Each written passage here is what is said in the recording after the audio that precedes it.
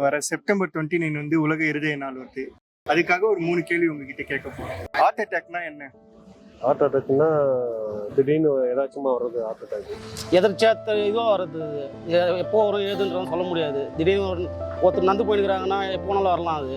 அது ஒரு விதமான ஒரு வியாதி தான், நெஞ்சு வலி வரும். அதனால ஃபர்ஸ்ட் வந்து அவங்களுக்கு டென்ஷன் ஆகாமல் ரிலாக்ஸாக வச்சுட்டு வரணும். ரெண்டாவது பிபி சுகரு அதெல்லாம் கண்ட்ரோலாக இருக்கணும். இதே வந்து மூச்சு திறன் வருது தான் ஹார்ட் அட்டாக்.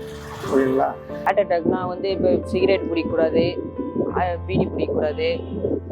அதனால தான் அது மாதிரி போதை பொருட்கள்லாம் வந்து ஹார்ட் அட்டாக் வருதுண்ணா. அதிர்ச்சியான நியூஸ் ஏதாச்சும் கேட்டால் ஹார்ட் அட்டாக் வரும். பிளட் ஏதாவது பிளாக் ஆனாலும் ஹார்ட் அட்டாக். சரி, உங்க கூட இருக்கிறவர் இல்ல உங்க பக்கத்துல இருக்கிறவர் திடீர்னு ஒரு ஹார்ட் அட்டாக் வந்து ஒரு மயக்கம் போட்டு வந்துடுறாரு, அப்ப என்ன பண்ணுவீங்க? உடனடியா என்ன பண்ணுவீங்க? ஃபர்ஸ்ட் தண்ணி தெளிச்சு அவருக்கு தண்ணி கொடுப்போம். தண்ணி குடிக்கிறதுக்கு இல்லைன்னா எமர்ஜென்சி நம்மகிட்ட ஏதாச்சும் ஹிட் இருந்தால் அது இதெல்லாம் பார்ப்போம். முதல்ல கொஞ்சம் லைட்டு தண்ணி தொளிச்சு பார்ப்பேன். அப்படி இல்லைங்களா ஹார்ட் பீட்டை கொஞ்சம் அமுக்கி பார்க்கணும், இல்லை வாய் வச்சு ஊதணும். நெக்ஸ்ட் அதுக்குள்ளேயே ஏதாவது இதுனா இல்லை ஹாஸ்பிட்டல் எமர்ஜென்சிக்கு ஹாஸ்பிட்டல் எடுத்துன்னு போகணும். உடனே தூக்கி தண்ணி கொடுப்போம்.